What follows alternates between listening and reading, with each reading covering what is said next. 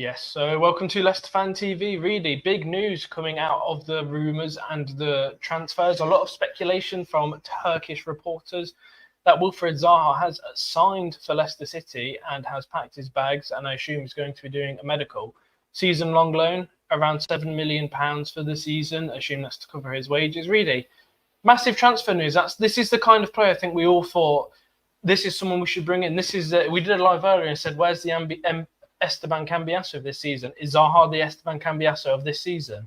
Yes and no. I think he's probably the best level player we're ever going to get, in my eyes. For this season? Yes, because obviously with the point deduction and all that, I honestly can't see.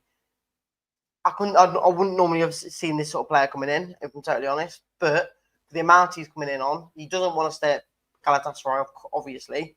It's not confirmed, but it's looking like he is. Comment. This is from Ben.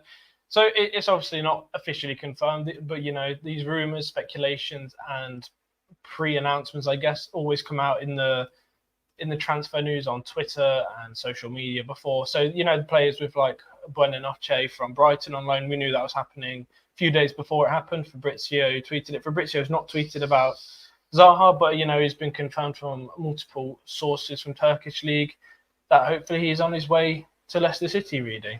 Yeah, again, he's obviously proven in the Premier League, isn't he? Yes, he's not done as well in the Super League for Galatasaray last year. He got 9 goals, 3 assists in 30 games. It's not. But again, awful, like we've seen with that Holzer guy that we've done a stream on earlier, the minutes underneath his name last season again kind of warrant.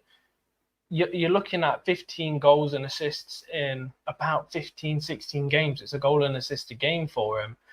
So, you know, I think it's quite... Again, we know the quality of Zaha. We know what he can do in the Premier League. The amount of times I saw highlights of Zaha recently, and the majority of the goals are scored against Leicester.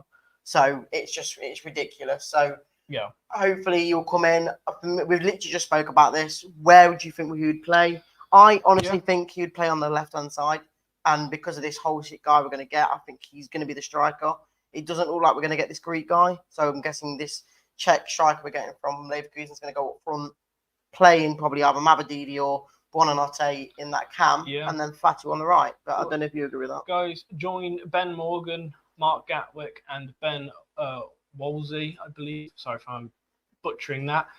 But get your comments in. We'll read them live here. Mark saying Holzek and Zaha is a better direction of transfers to the ones made. Really, it's true. The signings we've made so far, I think we would all agree, have been very underwhelming. And this is the type of signing we would, you know, this type of signing we need. Like I said, it's the Cambiasso of the season. It's something we need. And like I say, it's confidence boost. You know, it makes us feel more confident. It's a very big difference from after the Lens game to before the Lens game, because since the Lens game we've gone all out to try and get players here and everywhere. Well, clearly the club have known after a poor 3-0 loss we're not ready to move, and you know, we're playing next Monday, and we're clearly not ready for the Premier League. And forget Spurs, you know, like I said, this is a hit. It's just hit or miss match. But all the other teams, you know, we're not looking ready to fight and compete against our level, you know, the bottom 8 teams in the Premier League. We don't look like we're going to be fighting against them, but we do need to make some moves in the transfer market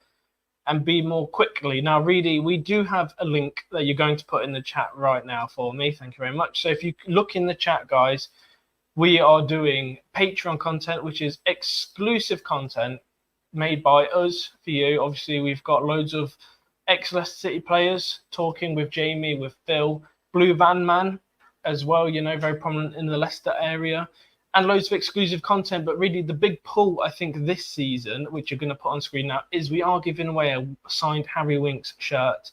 As you can see, sign up to our Patreon, £3 for 3 tickets, £6 for 6 tickets, £10 for 10 tickets, plus all exclusive content. He's going to do me a favour now and pull up the actual shirt, so you guys believe us. This is actually going to be... isn't a scam, but there you go. Look at that. Harry Winks signed shirt, officially signed. Make sure he doesn't drop it, because one of you lucky winners, when you go and subscribe to our pack, even if you do the £3 one, you're going to be a chance to win this shirt. It's a lovely shirt. It's from last season, and you see it's got smack in the middle, his lovely signature right there. So please go and support us, and by doing so, you'll be entered into our competition. But back to Wilfred Zaha.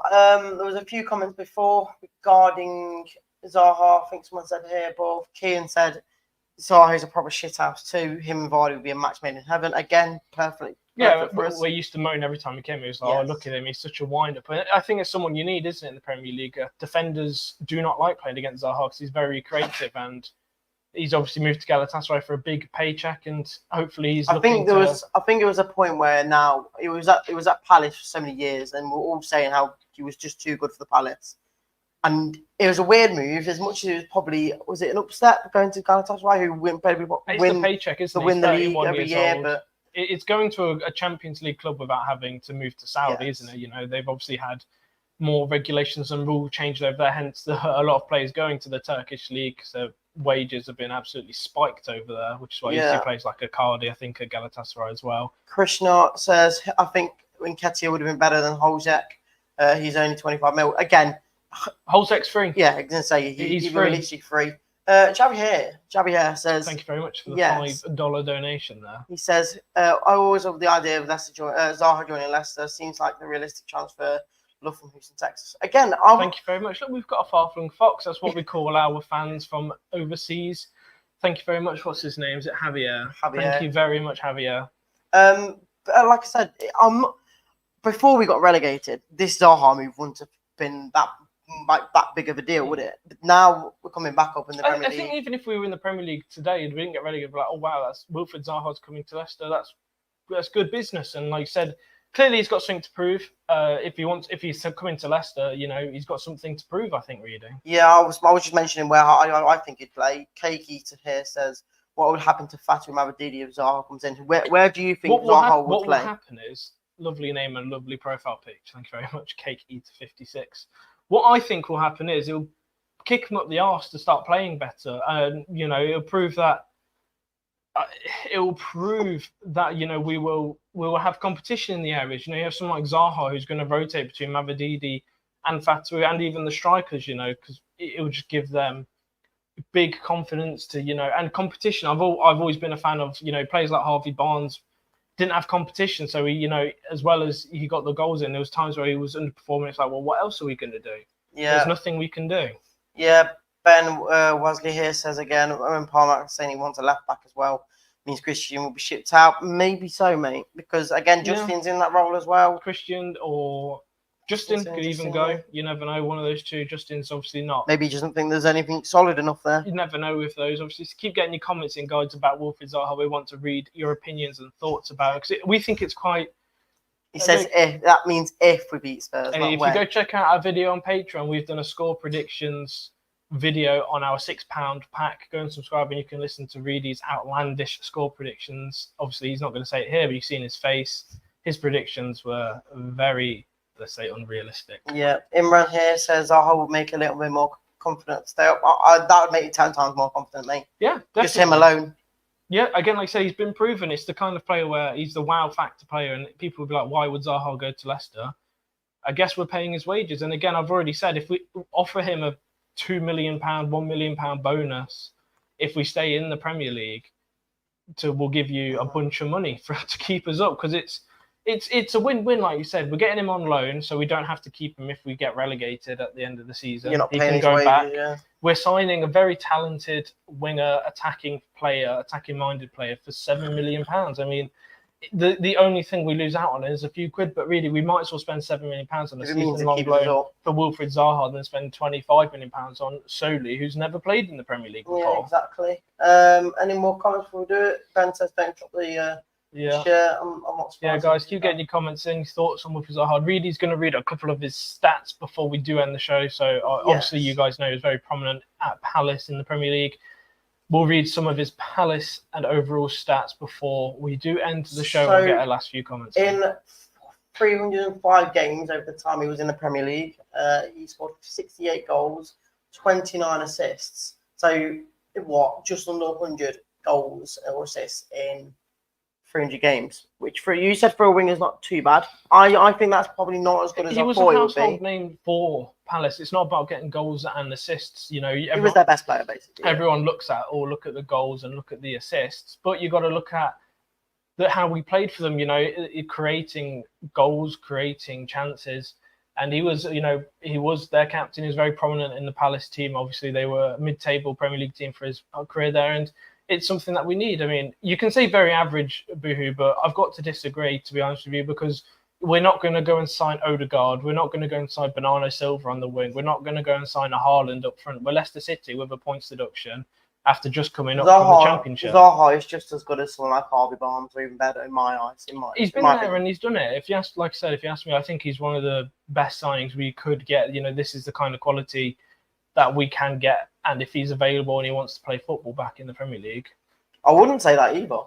Don't get me wrong, though. They're getting better.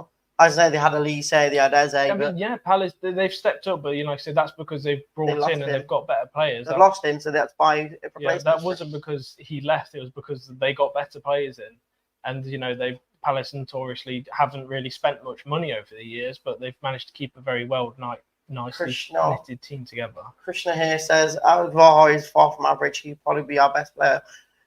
On his day, probably, yes. Again, he's probably best. We all know that he's one of these players, a bit Maddison-esque, where he can be a bit moody and mardy, but sometimes you need someone to, just be a bit of a shithouse, like you say, and wind people up and do stuff that, like you said, if you look at the teams around us in the bottom 8, who has a Wilfred Zaha type-esque player? They don't really. Like you said, it will be a massive pull for someone like us because teams like Spurs are linked to him. So if you think Zaha's not good enough for us, I'm sorry. The realistic standards have got to drop massively because I think he's way too good for us. I'd say Zaha's probably way better than Mavididi on his day as well.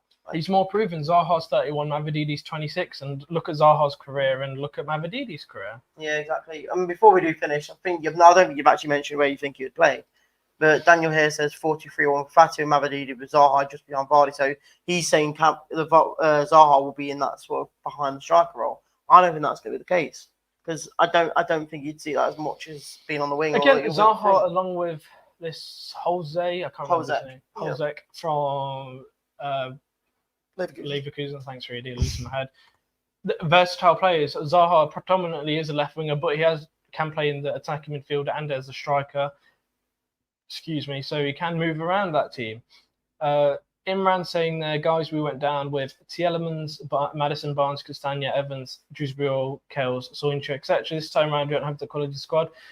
That's what makes sense. Yeah, I think we all know we need to build up the depth of quality in the team. And the mental thing is that out of that list of names, I don't think half of them are quality enough anyway. Well, Tielemans is, Maddison is, Barnes is, Castagna is, Evans, Man United, Dewsbury, Chelsea, Iheanacho. Well, yeah, but the levels weren't great. They're all way better for them what we've got now. We got relegated because of a toxic club atmosphere that is still looming over us. Bad board management and decisions from the top himself. But it's just one of those things. That was 2 seasons ago. Now we're going into a new Premier League season. And we need a new team, and we know we're not ready yet. So someone like Zaha is only going to massively increase the depth of this Leicester team and hopefully give us confidence. For me, it'll give us a lot of confidence going into the bottom 8 teams in the Premier League. So, like I say, Zaha makes the difference between the bottom 5 and the rest. So. Yeah, and then the last comment we'll do from Jamie is Jose would be a perfect target man for Zaha, Mavididi, and Fatu to run off from, in my opinion. Exactly.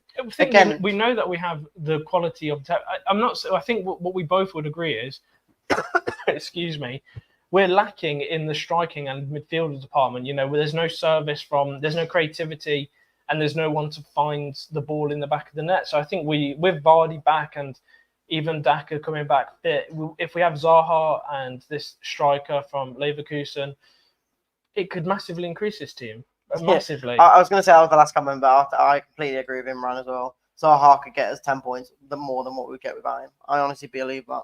He would definitely help. He's definitely a game-changing player. Like we saw Cambiasso was. He's had the experience and he knew what to do. And yeah, like Tito says, it can be a difference of his change. And at the price of £7 million for 1 season, it's a win-win, We've said it, I'm going to keep saying it. If we don't bring in players like this, they might as well relegate us now because we're not ready and the board needs to pull their finger out and start making signings like this.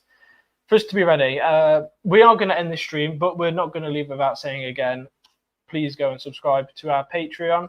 It'll help us massively. I'm going to make Reedy pull it up one more time.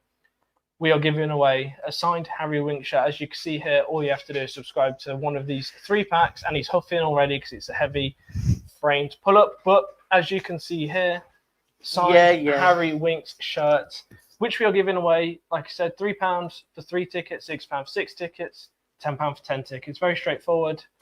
And you're going to get exclusive content as well. You know, you're going to see more of what you guys love with ex-Leicester City players, ourselves, and we're doing loads of different types of shows, podcasts, discounts in our shop and everything like that. Just go and subscribe, and at the very least you're going to get tickets into the raffle for the Harry Winks shirt. And we're not ending on that comment. I'm going to take the mouse and turn it off. Right, thank you very much guys for watching.